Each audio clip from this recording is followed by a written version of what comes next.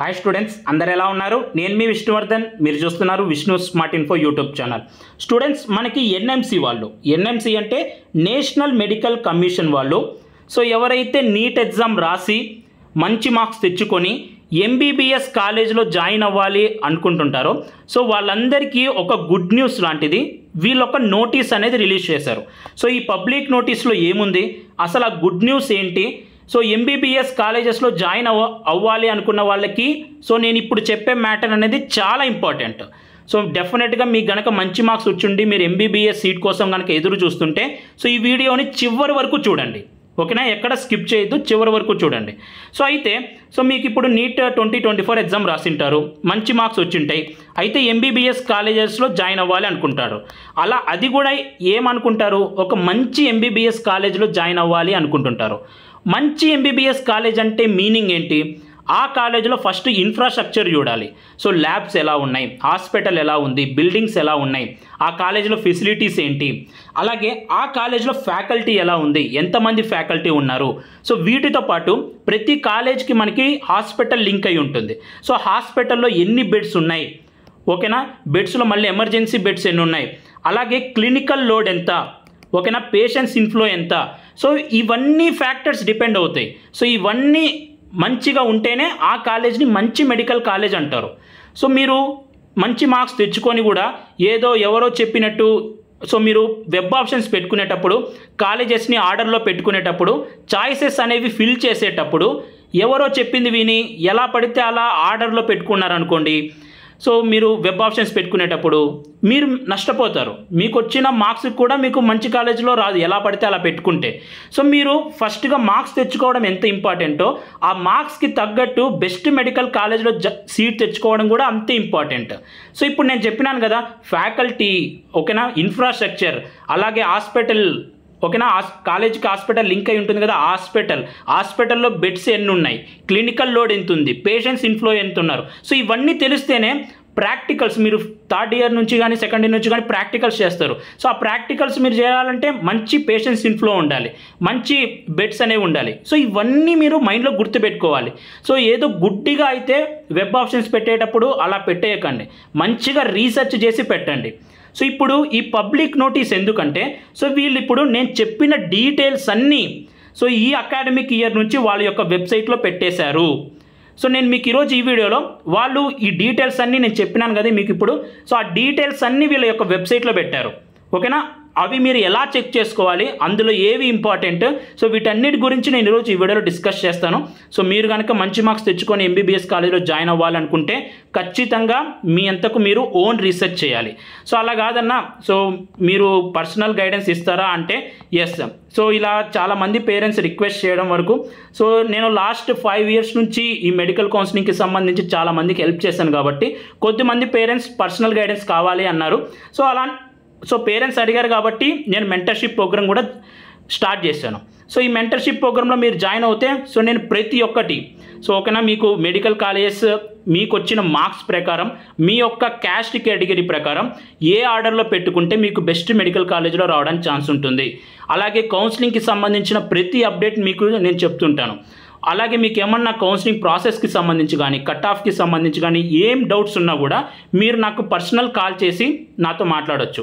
So through out the counselling, last round of counselling వరకు so మీరు కాలేజీలో అడుగు పెట్టేంత వరకు నేనైతే మిమ్మల్ని ఫాలో అప్ చేస్తాను.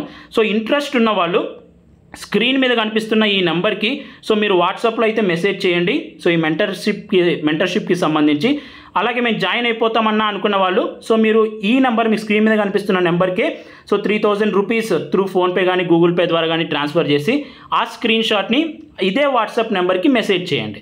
సో ఈ మెంటర్షిప్ గురించి ఫర్దర్గా మీరు తెలుసుకోవాలనుకుంటే సో నాకు నార్మల్ కాల్స్ కాదు, ఈ నెంబర్కి వాట్సాప్లోనే మీరు మెసేజ్ కానీ కాల్ కానీ చేయండి. సో ఎందుకంటే నార్మల్ కాల్స్ ఎవరికి వస్తాయంటే ఎవరైతే మెంటర్షిప్లో జాయిన్ అవుతారో సో వాళ్ళకి మాత్రమే నార్మల్ కాల్స్ అనేవి ఎనేబుల్ అయ్యాయి. సో మీకు కనుక మెంటర్షిప్ గురించి డౌట్స్ ఉంటే వాట్సాప్లో నాకు మెసేజ్ కానీ కాల్ కానీ చేయండి. సో ఇప్పుడు నెక్స్ట్ మనం అయితే ప్రతి ఒక్క కాలేజ్ గురించి మనం రీసెర్చ్ ఎలా చేయాలి, ఓకేనా? ఎంబీబీఎస్ కాలేజ్ ఎలా ఉంది, ఫ్యాకల్టీ ఏంటి, ఎన్ని బెడ్స్ ఉన్నాయి, ఎంత క్లినికల్ లోడ్ ఉంది, ఎలా తెలుసుకోవాలి అంటే ఫస్ట్ మీరు గూగుల్లోకి వెళ్ళి ఎన్ఎంసీ అని కొట్టండి. ఓకేనా, గూగుల్లో కానీ ఏదో ఒక ఇంటర్నెట్ బ్రౌజర్లో ఎన్ఎంసీ అని కొట్టండి. So national medical commission first వచ్చిన దాని మీద క్లిక్ చేయండి.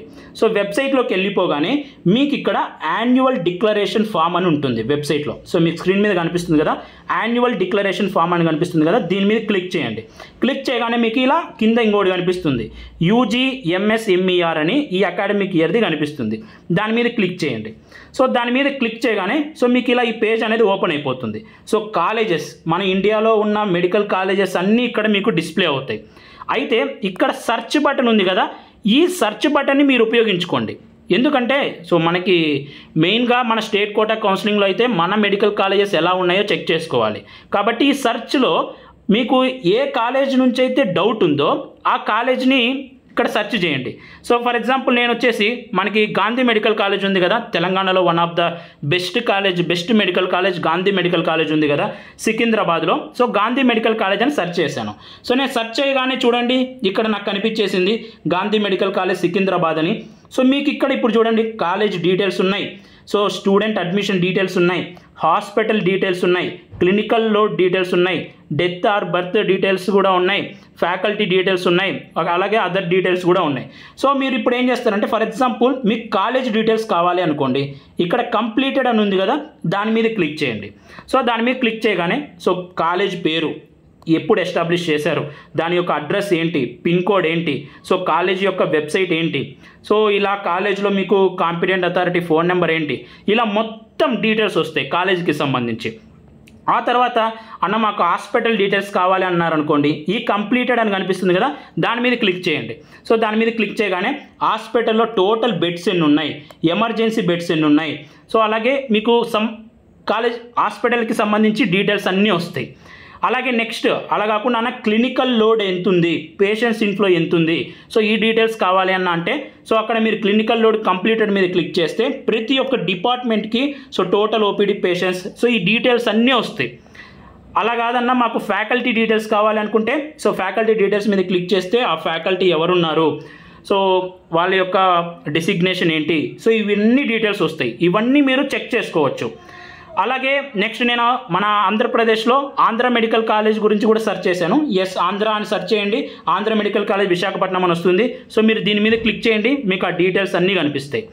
ఓకేనా, సో ఇలా ప్రతి ఒక్కరూ చెక్ చేసుకోండి. ఓకేనా, ఎవరైతే మెడికల్ కాలేజ్లో జాయిన్ అవ్వాలనుకుంటున్నారో సో నేను కావాలంటే కింద మీకు డిస్క్రిప్షన్లో లింక్ కూడా ఇస్తాను, ఆ లింక్ మీద డైరెక్ట్గా క్లిక్ చేస్తానే సో మీరు ఈ వెబ్సైట్లోకి వెళ్ళిపోతారు.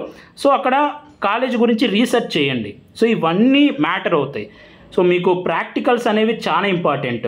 ఓకేనా, సో అవన్నీ ప్రాక్టికల్స్ మంచిగా ఉండాలంటే హాస్పిటల్ మంచిగా ఉండాలి, పేషెంట్స్ ఇన్ఫ్లో మంచిగా ఉండాలి.